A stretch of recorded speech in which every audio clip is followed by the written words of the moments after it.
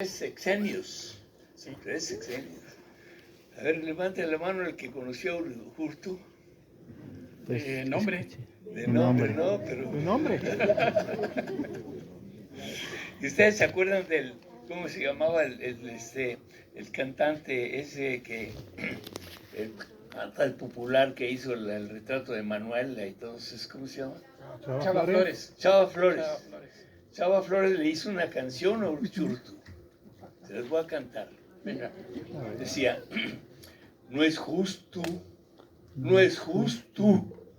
que le hagan nomás un busto, su estuata, a su gusto, pues bien que se lo ganó. Una maravilla de canción.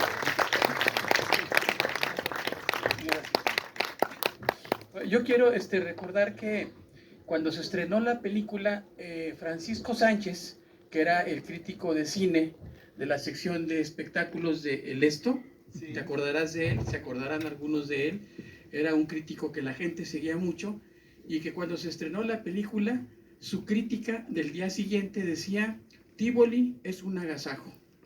Y luego ya seguía con una serie de consideraciones hablando de las virtudes de la película, pero la frase que a mí se me quedó fue esa de Tívoli es un agasajo, que es un poco lo que tú dices, ya no se hacen películas así, Alfonso. Ya no se hacen películas así, desgraciadamente.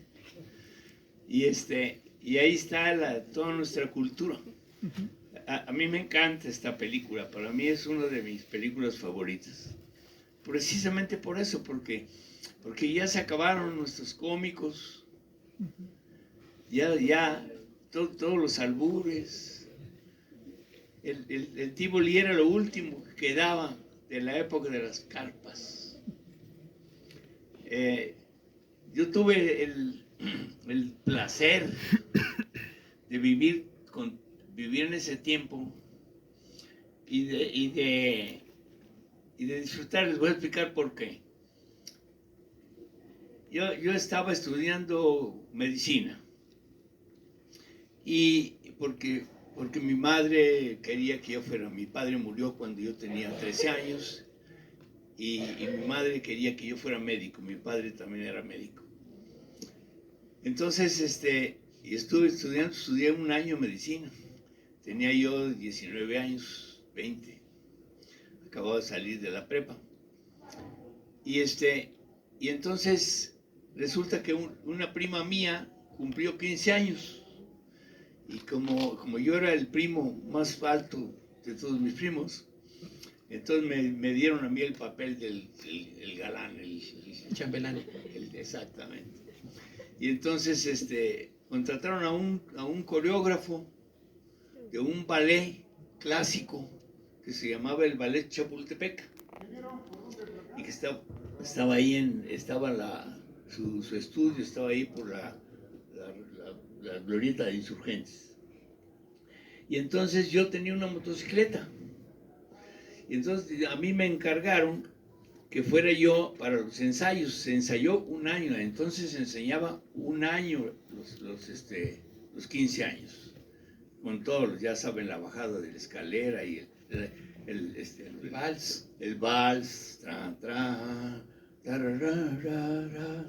iban bajando la escalera todos, y yo era el chambelán, y los otros chambelanes eran los cadetes del colegio militar, ¿no? O sea, era de primerísima. Entonces yo tenía que ir por el coreógrafo en mi moto, ahí me lo subía en mi moto y me lo llevaba a los ensayos. Y esto era todos los días, un mes. Entonces yo llegaba, entraba al quinto piso que estaba el ballet, entonces ahí estaban todas las bailarinas y los bailarines, y veía yo como estaban ensayando el ballet clásico. Y bueno, pues me pasó lo que le pasa a uno a los 20 años. Me enamoré de una de las bailarinas, todas eran re bonitas. Y entonces me hice, ¿cómo se llaman? A los que andan siguiendo a los rock and rolleros ahora. Groupie. Los rookies, exactamente. Y todas las noches iba yo a ver las funciones. Eran 2 funciones y en media función, entre las 2 funciones, se iban a cenar todos los artistas. Entonces yo me iba a cenar con mi novia. Pero un día había una escena que el ballet, el ballet era muy especial. Dos grandes bailarines mexicanos y una bailarina, los hermanos José y Ricardo Silva y Gloria Mestre, eran bailarines que triunfaron, mexicanos que triunfaron en toda Europa. Y después de triunfar en toda Europa, pues se les antojó, como a todos los mexicanos que triunfan en el extranjero, luego dan ganas de venir a triunfar aquí, para que no digan como dice el dicho, que nadie hay profeta en su tierra, ¿no? Bueno, entonces vinieron aquí gente muy progresista, gente de izquierda, y entonces ellos dijeron, estaban todos en Bellas Artes todos los días, y había también un escenario en medio de Chapultepec, en medio del lago, y ahí se bailaba el Lago de Cisnes y todos los clásicos ballets, los ballets clásicos. Pero entonces ellos quisieron llevar el arte al pueblo. Y había una carpota grandota en Garibaldi, donde están los mariachis. Y se llamaba, ¿cómo se llamaba? Bueno, ya no me acuerdo. Y entonces, ¿Qué? ¿El Folis? El Folis, claro, perdón, se llamaba el Folies Bergère, como el Teatro de París, y la gente le decía el Folis, ¿no? Entonces, ahí estaba trabajando, la estrella era Palillo, que todos los días le mentaba la madre al presidente y todas las semanas lo metían a la cárcel, todas las semanas lo metían a la cárcel. Y ahí vimos, y entonces nosotros íbamos bueno, les voy a decir qué le pasó. Había una escena que era Cuauhtémoc, le estaban quemando los pies, y entonces en un gran una cosa con ruedas, una cosa con madera con ruedas, ponían a Cortés con su armadura y toda la cosa, y estaba con la espada así, quemando, y el otro hermano era Cuauhtémoc, y le estaban quemando los pies, ¿no? Y entonces, pero era un cuadro plástico, le llamaban. Entonces, el que hacía el Cortés era un americano que estaba aquí de mojado al revés, porque no quería irse a la guerra de Vietnam. Y entonces ahí lo veíamos cuando íbamos a cenar todos los días. Y así me la pasaba yo y estuve como 2 meses viendo eso. Y entonces un día llega José Silva, el dueño del ballet, el Estrella, y me dice, Alfonso, tenemos un problema. Al gringo se lo llevó la migra. Y si no, tenemos que nos haga Cortés, por favor ayúdanos. Digo, ¿qué? ¿Estás loco? Yo soy médico. No, hombre, ¿qué? Pues no, por favor, es que si no, no hay función. Ese es el final del ballet, ¿no? Bueno, para no hacerse el cuento largo, mi novia me convenció, como siempre. Las novias convencen de todo.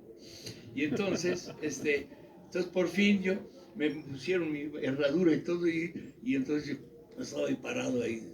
Y así, todas las noches del mes. Y entonces, entonces de repente, un día estaba yo con mi novia y le dije, ¿sabes qué? He estado pensando que es mucho más divertido ser bailarín de ballet que médico.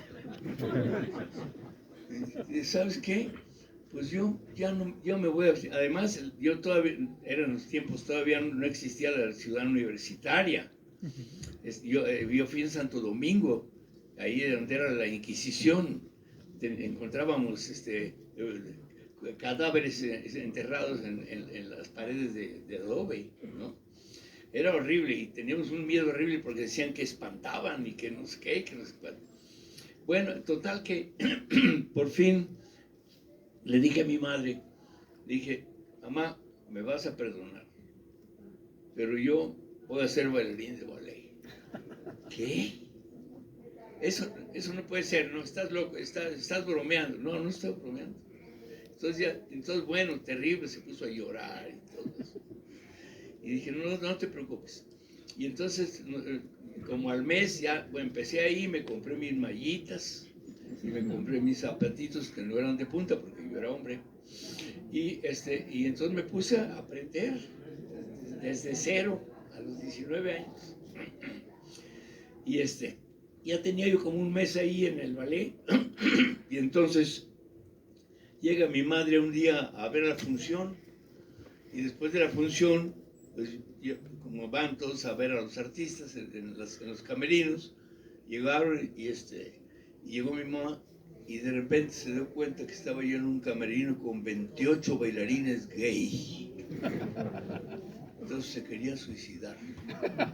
Claro, disculpen, en ese tiempo no habíamos reconocido todavía los derechos y no teníamos la actitud que tenemos ahora, pero era lo normal, ¿no? Era lo normal en México. Y entonces le dije, no te preocupes, mamá, José y Ricardo Silva no son gays y son los grandes estrellas. No es cierto que tenga que ser gay para ser bailarín. Tienes que ser artista y eso es todo. Tienes que aprender una técnica. Total, que bueno, ahí pasó, nunca me lo perdonó. Nunca me lo perdonó. Bueno, entonces pasaron 5 años. En esos 5 años, pues yo llegué a bailar El Príncipe del Lago de Cisnes. Y yo mientras hace 5 años yo estudié para lo que yo quería ser, porque me empezó a gustar el ser artista. Y además estaba yo feliz viendo a Palillo todos los días. ¿Y quién creen que vi? Que cuando llegó a Tintán con Marcelo, que llegó de Pachuco y no se le entendía absolutamente nada, ¿no? Y era una maravilla, ¿no? Y el Loco Valdés y toda la cosa, eso, el hermano de Tintán. Bueno, total, que ya yo terminé mi carrera de actor, estudié en la UNAM, estudié en Filosofía y Letras, en la carrera ¿cómo se llama?, de arte dramático. Estudié para escribir, para actuar, para dirigir y para producir teatro. Y empecé a hacer en teatro. Y luego empezamos el ballet lo contrataban para bailar cuando había las películas musicales como esta. Entonces nos contrataban al ballet para que fuéramos a bailar ahí.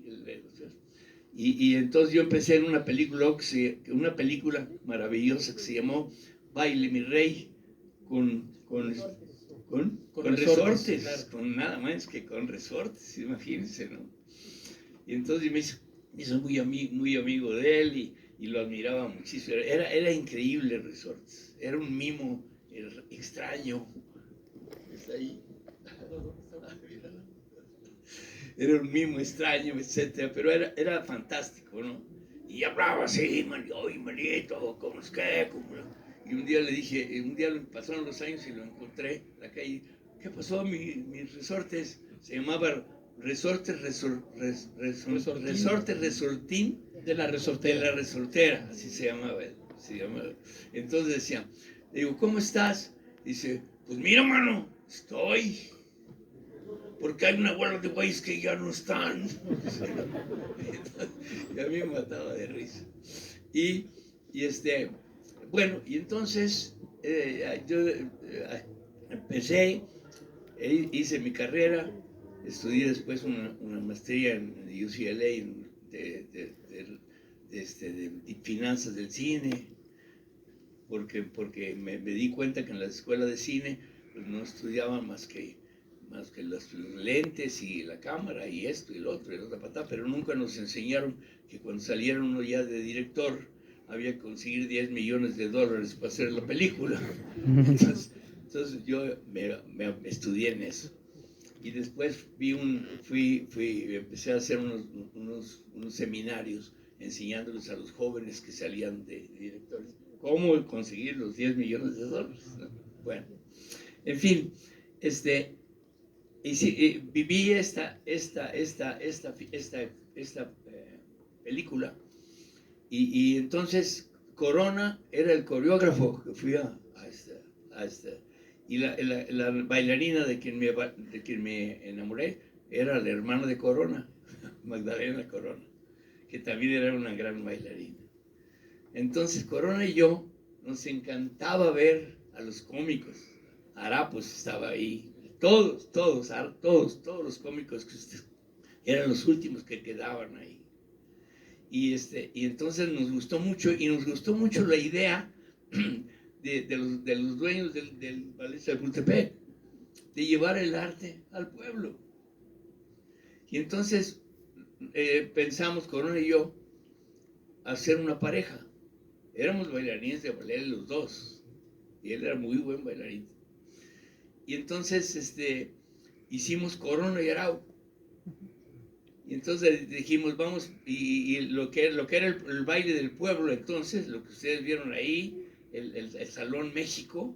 El Salón México era una cosa maravillosa. 5,000 personas los sábados se iban a bailar ahí, con la orquesta de Pérez Prado, que tocaba el mambo, etc. Y entonces nosotros, Corona y Arau, ya para entonces ya éramos famosos, porque bailábamos el cha-cha-cha en lugar del Lago de Cisnes, ¿no? Y pero lo bailábamos muy bien porque teníamos una técnica impresionante, etcétera, ¿no? Y nos dieron un camerino ahí chiquitito en otra carpa que se llamaba el Blanquita. Y ahí nosotros llegamos los viernes, teníamos que cambiar número y a ensayar con la orquesta del teatro. Y ahí nos pusieron, ahí junto a nosotros, junto a Corona y Arau, en ese camerinito, nos pusieron a Pérez Prado, porque no había otro espacio. Y entonces nosotros llegamos los viernes a las 11 de la mañana. Entonces empezábamos a ensayar con la orquesta los números nuevos, los bailes nuevos, etc. Y después de eso nos íbamos a comer y descansábamos un rato, empezamos a calentarnos porque hacíamos números muy complicados de acrobacia y de todo. Y entonces llegaba como a las 5 de la tarde, 5:30, casi las 6, llegaba Pérez Prado, que era calvo, y se ponía un bisoñé, pero un bisoñé horrible, un bisoñé, parecía que traía unos frijoles refritos. Ya ven cómo le hacen las mujeres a los frijoles, que le hacen así, y sabe que queda una cosa así parece que se ponían los frijoles refritos. Ya estaba. Y entonces llegaba volado, se sentaba en una mesita que había ahí, y entonces su copista, fíjense, porque antes, bueno, su copista se sentaba en los dedos que ponen para los tomates, ¿no? Una reja. Una reja. Un guacal de tomates. Ahí se sentaba el copista. ¿Qué pasaba? ¿Qué hacía por otro lado? Entonces se ponía a escribir los nuevos mambos, porque todo México, en ese tiempo México en la noche era muy frío, y las mujeres, las ricas, pues puros abrigos de pieles, pero iban también con el pueblo, y todo el Tutmexic, decían los, ¿no? Iban a ver a Pérez Prado, el nuevo tango, y nosotros, Corona y Arau, inventamos el ballet, los pasos del tango. Entonces, perdón, del mambo. Y entonces iban a ver a Pérez Prado el mambo y a ver cuáles eran los nuevos pasitos para luego ir el sábado al Salón México a hacer lo que ustedes vieron aquí, ¿verdad? Entonces, era un México muy, muy especial, muy, muy bonito, muy bonito. Y entonces, nosotros, Corona y Arau, estuvimos juntos 8 años. Nos volvimos muy, muy, muy, muy famosos. Hicimos cosas muy bonitas y lo más importante, ¿no? que era llevar nuestro arte al pueblo. Y en películas y en todo, ¿no? Pero tú también, cuando te casaste con la hermana de Sergio, tu padrino de bodas fue Palillo. El padrino de bodas fue Palillo, sí. Me acuerdo que ganaba 700 pesos diarios. Él era la estrella del teatro. 700 pesos diarios. A mí me pagaban por hacer el cortés, hacía yo 10 pesos diarios. Me pagaban. Entonces, él me acuerdo que le dije que quería que fuera mi padrino porque lo admiraba mucho. Y entonces ya de ahí me nació mi interés por la política de Palillo, precisamente, ¿no? Por la crítica política. Cuando yo estaba, Por la crítica a la política. Por la crítica a la política, sí. Claro. Y el personaje de que yo me inspiré para hacer este papel era Palillo, mi padrino de boda. Y me acuerdo que ese día él nos regaló su sueldo a mí y a mi esposa, que también tenía 19 años. Y nos dijo, váyanse de luna de miel. Pues que no se iba a ir de luna de miel, pero era su sueldo de todo el día, ¿no? Nunca lo voy a olvidar.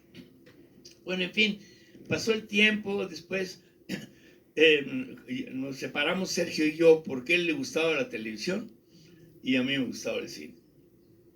Entonces, pero somos muy buenos amigos, somos cuñados.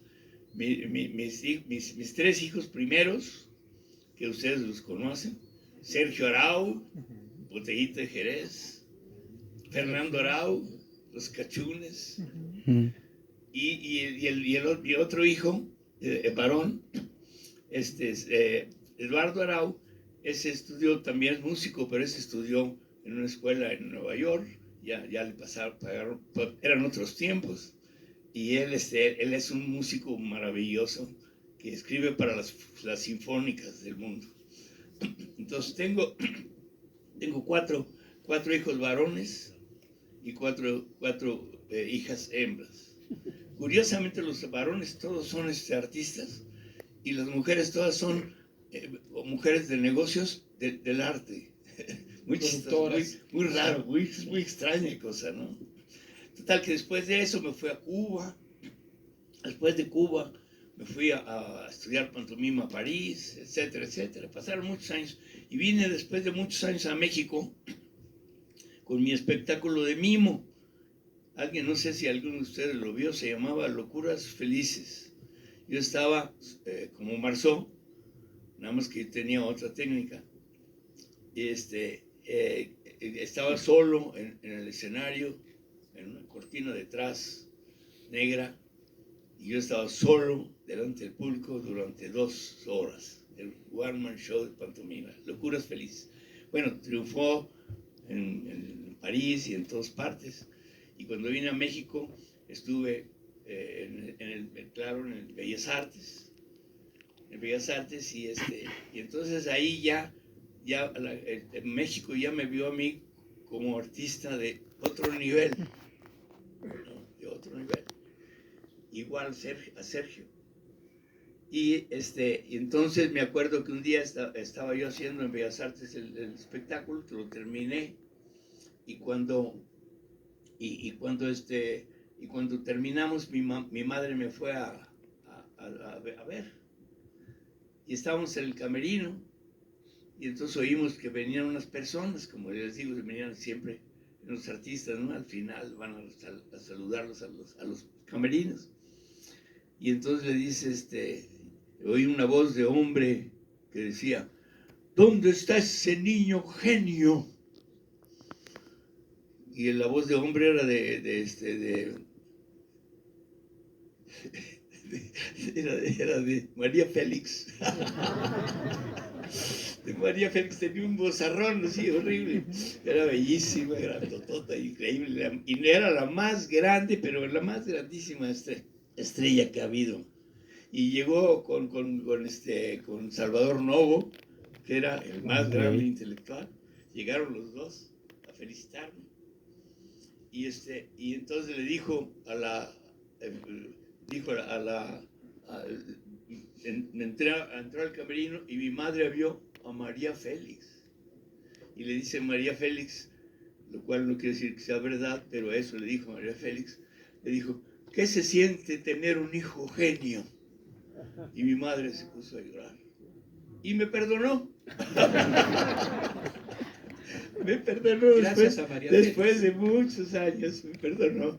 Y yo le dije a María, le dije, oye, pues, si yo hubiera sido torero, tú me diste ¿cómo se llama? ¿Cómo dicen la alternativa? Me diste la alternativa.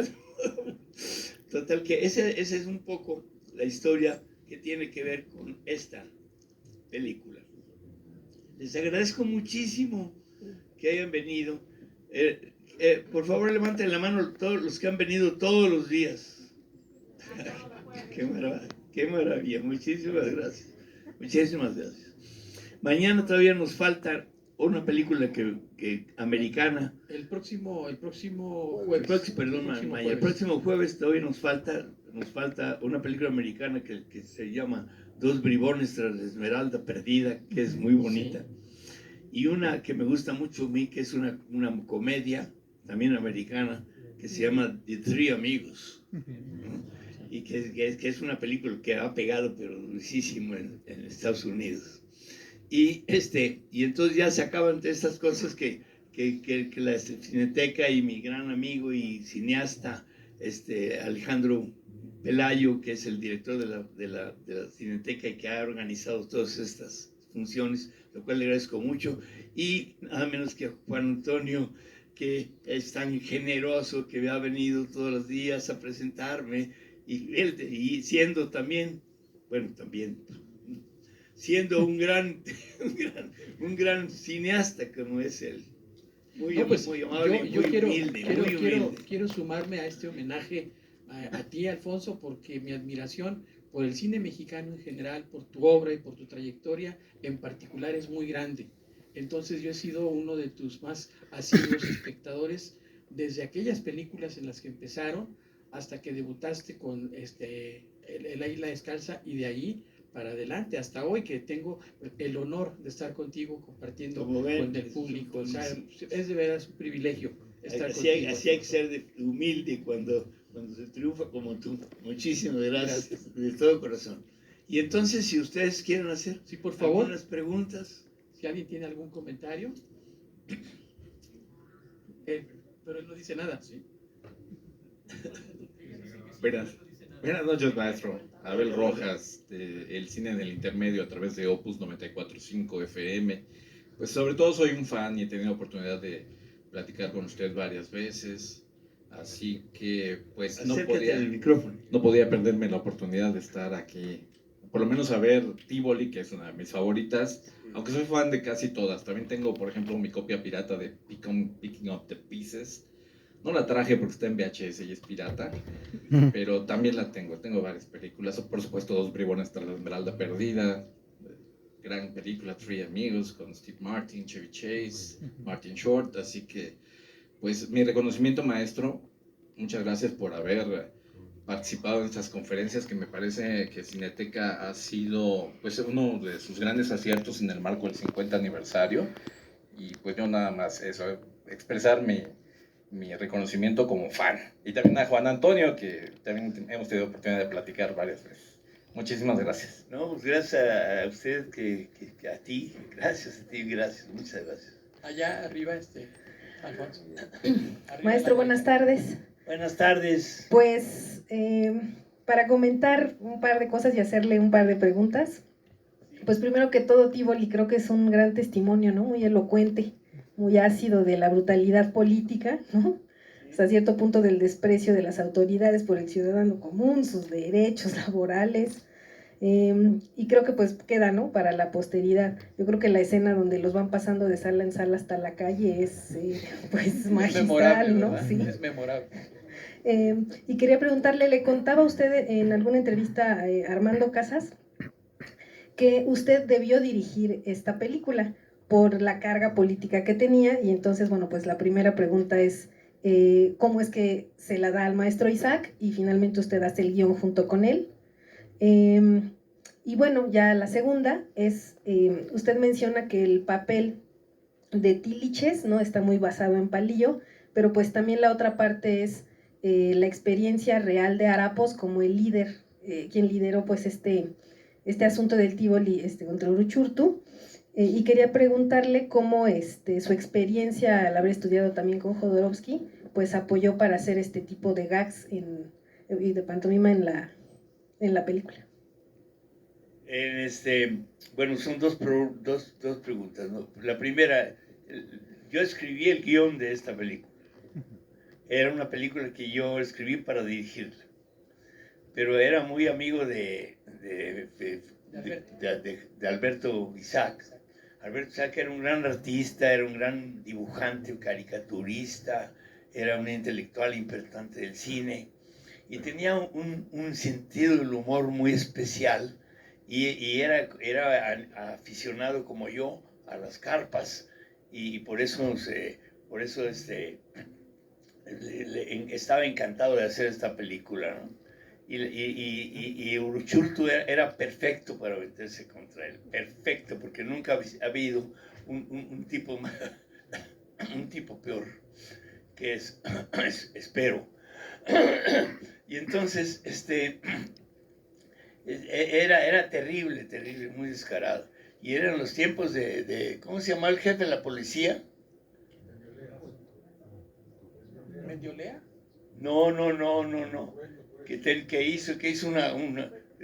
hizo un Durazo. palacio. El negro Durazo.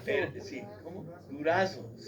Que se hizo un Partenón. ¿cómo se llamaba el qué? Partenón. Un Partenón, se hizo un Partenón, pero eso fue en la época Partenón, le decían el Partenón de en la época de López Portillo, sí. Eso fue después. ese de un tipo, el jefe de la policía increíble, terrible, etcétera. Fueron tiempos muy, muy especiales y yo que siempre tuve oportunidad o siempre estuve interesado por la política, no por ser político, pero por la política, porque un artista tiene que saber de lo que está pasando en el mundo precisamente para hacer estas películas, ¿no? Y entonces, como ustedes saben, mis películas se dividen en dos grupos, las políticas, muchos de ustedes ya vieron Calzón sin Inspector aquí Sí. mismo. Calzón sin Inspector. Y Calzón, sí. Y Mojado Power. Y Mojado Power, etcétera. Las otras películas que hago son películas de amor que a mí me gustan mucho, ¿no? Y que también le gusta al público, porque el amor es lo más importante. Entonces, bueno, y ya se me olvidó la otra pregunta. Sí, pues la experiencia de haber estudiado pantomima con Jodorowsky. Con ¿Cómo, Jodorowsky. ajá, pues cómo apoyó, digamos, para los gags o lo que se hizo aquí en la película? ¿Cómo apoyó Jodorowsky? No, esa experiencia que usted tuvo estudiando con él. Bueno, Jodorowsky vino a México muchos años después de esto, pero muchos años, cuando vino Marcel Marceau. Él vino trabajando con Marceau porque él fue un condiscípulo de Marceau. Y cuando yo estudié, por eso yo ya me interesé por la pantomima, porque me hice muy amigo de Alejandro Jodorowsky. Y entonces cuando yo después de Cuba me fui a estudiar pantomima, Marcel Marceau todavía no daba clases, nada más era actor. Y entonces yo estudié con los maestros de Marceau. Y entonces hice un espectáculo, el que les digo que hice de un solo hombre, y me lo dirigió Alejandro Jodorowsky, precisamente. Jodorowsky y yo hicimos muchas cosas. Él vivió aquí 8 años, hicimos muchas cosas juntos, muchas cosas en teatro, y hicimos una película juntos que ahora es una película clásica que se llama El Topo. Hicimos juntos esa película. Y entonces, pues, la experiencia con Jodorowsky fue una cosa muy importante en mi vida. Nos hicimos muy grandes amigos, pensamos lo mismo. Y como les decía yo, que eso ya lo oyeron ustedes cuando vinieron otra vez, porque lo dije el otro día, que hicimos un contrato él y yo de que los dos íbamos a vivir hasta los 120 años y que estaba prohibido morirse. Así, es una de las cosas importantes. Yo lo acabo de ver hace como 6 meses en París, él vive en París, está muy bien, tiene 3 años más que yo, pero los dos estamos muy bien, gracias a Dios. Bueno, yo Sí. nada más que quisiera decir algo sobre los sketches y todas estas partes que están en la película. Mi opinión, yo creo que tiene más que ver justamente con los teatros de revista, con las carpas, que con el teatro pues ya intelectualizado a través de Jodorowsky o de otra generación que cambió el teatro en México. Yo creo que aquí, por ejemplo, sí hay un gran sentido de la observación por parte de Alfonso y de Alberto para recrear esos sketches y esos números musicales memorables, como el de Juan Diego, cuando la adoración a la Virgen, y sobre todo el de los villancicos, ¿no? El de las monjas, el de las posadas, Los enanitos. el de las posadas, el de los enanos. Todo eso eso surge de lo que ocurría en ese tipo de teatro, de espectáculos, más que yo creo que no resiente la película de una intelectualización, sino de un afán de verdad, ¿no? De lo que era el verdadero teatro popular y de ese público anónimo que está en la oscuridad disfrutándolo, que también además no sé, el contraste entre ese, ¿cómo dice el regente? Ese público que va a solazarse viendo esos espectáculos inmorales, cuando la inmoralidad grande y real la están viviendo precisamente los políticos, que eso yo siento que es uno de los grandes equilibrios y aciertos de la película, ¿no? Pero esa es mi opinión nada más. No, sí, definitivamente yo soy un hombre del pueblo. Bueno, no hombre del pueblo, no, lo dije mal, dije un hombre que adora al pueblo y que está sirviendo al pueblo. Y eso es lo más importante, ¿no? Por eso, por ejemplo, ¿pero qué quería decir? De la película, de acuerdo con lo que tú dijiste, Está plagada de diálogos, de situaciones, algunos apenas sí, pero se de algo escuchan de especial fondo. quería decir que se me olvidó. Es que yo tengo unas pastillas muy buenas para la memoria, pero se me olvida tomarlas. Espérate, ¿qué era importante lo que iba a decir? Espera, ahorita me acuerdo. Bueno, pues sí, sobre la cosa política, más que nada sobre la cosa política. Yo creo que eso es justamente lo que le da un gran equilibrio a la película como espectáculo popular muy gozoso, y por la otra parte la reflexión política que presenta para llegar a ese gran final. Sí. A ese gran final donde yo creo que se vuelve memorable, porque al ciudadano común no nos queda más que hacerle un daño mínimo, pero muy significativo al gran poder político Sí, y al cierto. gran poder burgués, ¿no? Sí, se me ha olvidado comentar eso. Durante muchos años encuentro a fans que me dicen, óyeme, eres un desgraciado. Pues, ¿qué te hice? Dicen, ¿cómo que me hiciste? Dices, ahora todo el mundo anda rayando mi coche, dice. Y en ese tiempo les decían, los políticos tenían los Cadillacs, que se llamaban los Cadillacs, ¿cómo se llamaban? Cola de pato, les decían cola de pato. Eran carísimos y eran negros todos. Esa raya debe haber sido... Era el símbolo de los políticos de México, ¿no? Y esa raya se quedó, y además está muy bien dirigida Sí, está muy bien dirigida, porque hay un silencio. Hay solo 5 o 10 minutos de total silencio, que eso es realmente, es que lo pone a uno a pensar en la profundidad y olvidarse un poquito de todo lo demás, ¿no? Que además, por cierto, todo lo demás, la mejor arma para atacar a un político es la farsa política, que es todo un género literario y un género cinematográfico y género teatral. La farsa política es como si uno va a mentarles la madre, pero le pone un poquito de azúcar al